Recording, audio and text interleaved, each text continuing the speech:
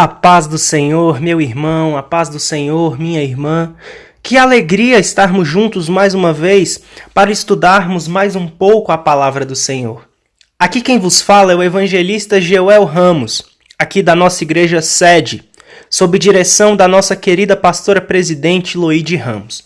Meu irmão, hoje nós continuaremos o estudo da primeira carta aos Coríntios, mais precisamente o nosso querido capítulo 4. O capítulo 4, Paulo ele vai continuar exortando os irmãos em Corinto acerca de toda divisão e de toda dissensão que ocorria ali naquela igreja. Mais precisamente, nós vamos ver uma série de defesas do apóstolo Paulo em relação ao seu ministério e em relação ao seu apostolado. Porque nós vamos observar neste capítulo que haviam se levantado em Corinto alguns irmãos que estavam julgando Paulo, que estavam falando mal de Paulo. E desta maneira, Paulo resolve falar um pouco acerca dos ministros e do ministério da palavra. E nós vamos observar isso, que Paulo ele vai estar falando sobre a responsabilidade dos pregadores em relação à palavra que eles pregam. Então, quando nós iniciamos o versículo 1, nós vamos observar que Paulo diz o seguinte: que os homens nos considerem como ministros de Cristo e despenseiros dos mistérios de Deus. Ou seja, esses versículos, eles vão estar mostrando que Paulo estava sendo julgado e atacado pelo menos por algum dos membros da igreja em Corinto. Isso é notório nesse versículo. Porque talvez os homens não estavam mais o considerando como ministro de Cristo e nem um despenseiro dos mistérios de Deus. E nós vamos observar que ele continua dizendo: além disso, requer-se nos despenseiros que cada um se ache fiel.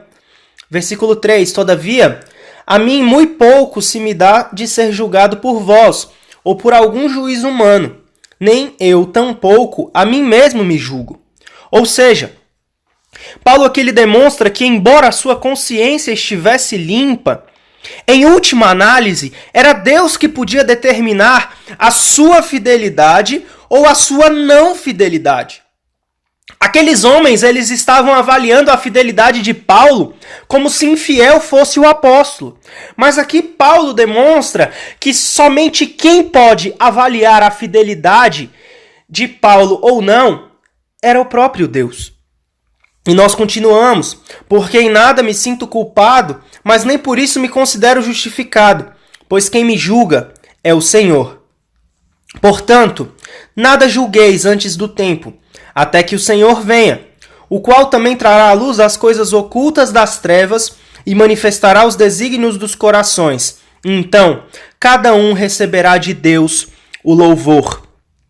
Aqui, meu irmão, Paulo ele está falando o seguinte: olha, todas as críticas que vocês estão fazendo não têm fundamento algum. Mas deixa eu te falar uma coisa. Por ocasião desse julgamento de vocês, coisa alguma escapará da luz perscutora de Deus. Ou seja, tudo que eu tenho realizado, por mais que vocês tenham dito isso, Deus ele vai julgar e ele vai demonstrar que em nada eu estou sendo culpado dessas coisas que vocês estão aí alegando. Paulo aqui ele mostra que ele estava firme no que ele pregava. Paulo aqui ele demonstra que ele estava firme em todas as coisas que ele falava, independentemente daquilo que esses homens estavam falando ao seu respeito. Então, meu irmão, daqui nós retiramos a primeira conclusão desse texto. Por mais que muitas pessoas se levantem para nos julgar ou para falar que nós não temos pregado da maneira correta, meu irmão, eu quero te dizer que a nossa igreja é uma igreja que tem compromisso com Cristo e com a sua palavra. E as pessoas, elas só se levantam para falar das obras que dão muito fruto. E nós temos observado que a nossa igreja tem dado muito fruto. Então, meu irmão, se alguém se levantar dizendo isso ou aquilo da tua obra, continue olhando para Cristo. Continue olhando para Cristo, Porque, meu irmão, é Ele que há de julgar todas as coisas. É Ele que há de demonstrar tudo o que tem ocorrido. E no tempo certo, Ele dará a cada um o galardão que cada um merece. E nós vamos observar que Paulo ele continua. Versículo 6. E eu, irmãos, apliquei essas coisas por semelhança a mim e a Apolo, por amor de vós, para que em nós aprendais a não ir além do que está escrito, não vos ensoberbecendo a favor de um contra o outro. Ou seja, aqui Paulo está dizendo, meu irmão, vocês em Corinto não podem ir além daquilo que eu vos ensinei. Estejam firmados somente na palavra que eu vos preguei, vão somente até onde eu disse. Tudo que eu vos ensinei, tudo que eu vos falei, é a doutrina verdadeira. Não se encham de si, não se coloquem um contra o outro, ou seja, alguns estavam defendendo Paulo, outros estavam falando mal do ministério de Paulo. Todavia, aqui o que Paulo pedia era exatamente união. E a união, meu irmão, que a nossa igreja precisa pedir a Deus todos os dias. Eu sei que nós já somos uma igreja unida, mas diariamente nós temos que pedir a Deus que Ele nos una, porque quando nós estivermos unidos, Deus fará maravilhas no nosso meio. E continua dizendo, versículo 7, porque quem te diferencia? E que tens tu que não tenhas recebido? E se o recebeste, por que te glorias como se não o houveras recebido? Ou seja, vocês estão falando que eu deixei de pregar alguma coisa? Ei, peraí, Corinto, eu preguei tudo aquilo que era necessário para vocês. Eu preguei tudo aquilo que era de suma importância para vocês. Eu falei exatamente aquilo que era importante para que vocês fossem salvos. E ele reitera isso exatamente no versículo 8. Já estáis fartos, já estáis ricos, sem nós reinais, e prover a Deus reinasse para que também nós reinássemos convosco, ou seja, vocês estão fartos do evangelho genuíno. Eu preguei tudo que eu tinha que pregar para vocês, e vocês ainda têm coragem de olhar para mim, ou talvez olhar para Apolo e dizer que a gente não está pregando tudo que tem que pregar para vocês. Quem é que está enganando vocês, Corinto? Quem é que está chegando aí tentando acabar com a imagem que nós construímos aí com vocês?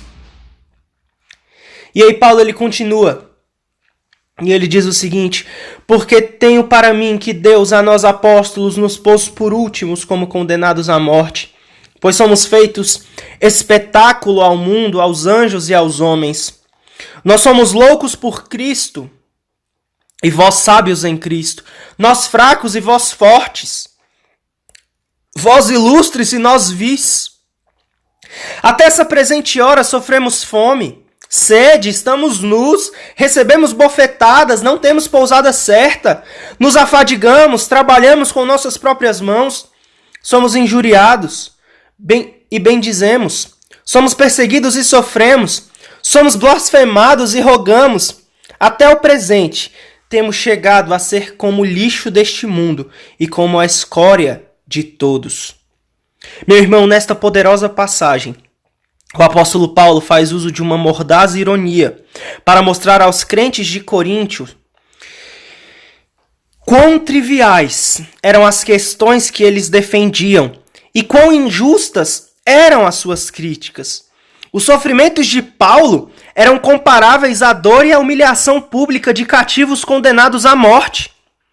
Em contraste, alguns dos coríntios julgavam-se notavelmente bem-sucedidos, mas somente porque não entendiam o que significa ser um louco por causa de Cristo. Ou seja, meu irmão, Paulo nesse momento, ele olha para o povo e diz: espera aí, Corinto, espera aí. Ei, vocês estão vendo o que vocês estão pensando? Mas deixa eu falar um negócio. Por amor do evangelho, para que o evangelho chegasse até você, Corinto, nós apóstolos estamos sendo espetáculos ao mundo. Nós nos tornamos loucos por amor de Cristo para que vocês se tornassem sábios. Nós nos tornamos fracos para que vocês se tornassem fortes. Nós nos tornamos vis para que vocês se tornassem ilustres. Olha, eu passo fome, sede, muitas vezes estou nu, eu recebo bofetadas, eu não tenho local certo para dormir, eu me canso, eu trabalho, eu sou injuriado, eu sou perseguido, eu sou blasfemado. Olha, às vezes eu sou até considerado como lixo desse mundo, como a escória desse mundo. E tudo isso para que o evangelho chegue até vocês e para vocês virarem para nós, apóstolos, e dizer que nada disso que nós estamos fazendo está valendo a pena, Corinto. Peraí, Corinto. Coloca a mão na consciência. Para pensar em tudo que eu preguei, em tudo que eu falei, em todas as coisas que eu mostrei. Para pensar na cruz de Cristo. Olha tudo que vocês estão realizando. E ele continua dizendo, versículo 14, eu não escrevo essas coisas para vos envergonhar, mas eu admoesto-vos como filhos amados. O coração pastoral de Paulo se revela nessas palavras, meu irmão. A linguagem severa da passagem anterior não tinha por intuito fazer aqueles crentes se sentirem inferiores, mas servia para despertar a sensibilidade deles para com a verdade. Paulo só estava tentando mostrar tudo aquilo que eles faziam por amor ao Evangelho. E tudo que Corinto estava falando não refletia a realidade. Versículo 15. Porque ainda que tivesseis 10.000 aios em Cristo, não teriam, contudo, muitos pais, porque eu, pelo Evangelho, vos gerei em Jesus Cristo.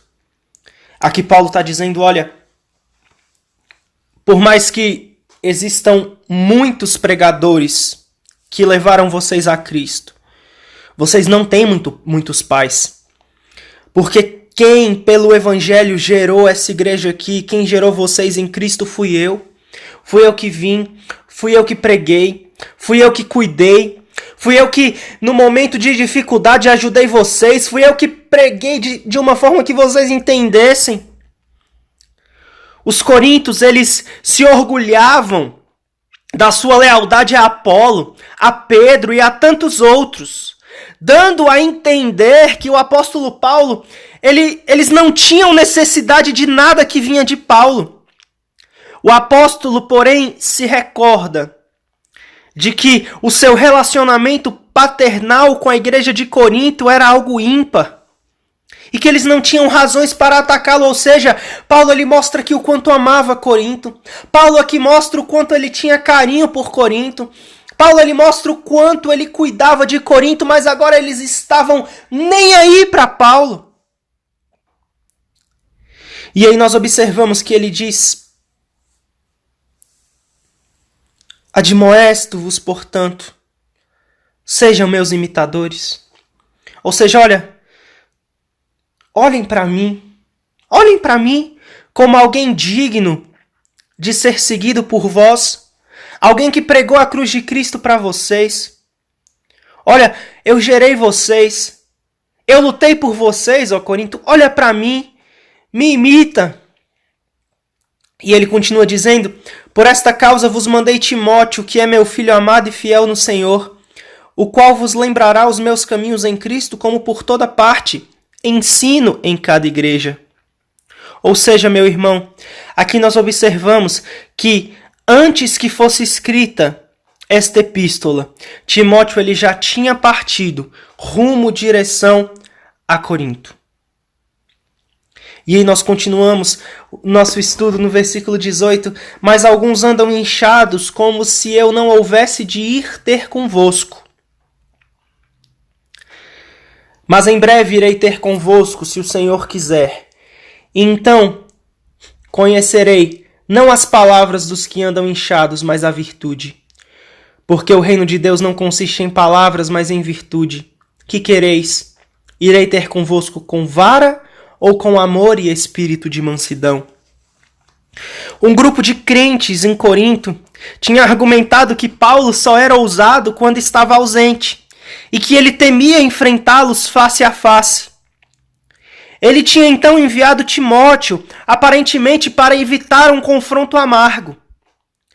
Mas Paulo diz que não hesitará em ir pessoalmente. Deles dependia o que aconteceria quando aquela visita tivesse a sua oportunidade de acontecer. Ou seja, meu irmão, aquela igreja não estava sendo grata com o apóstolo Paulo.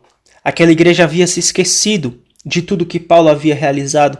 Não que o homem tem que ser glorificado, não que o homem tem que ser exaltado, meu irmão, mas nós não podemos nos esquecer de quem Deus usou para primeiramente nos pregar o evangelho. Nós não podemos nos esquecer de quem pregou aquela palavra tão doce para que o arrependimento batesse à nossa porta e nós nos tornássemos redimidos pelo sangue de Cristo. Meu irmão, esta é a leitura bíblica diária de hoje.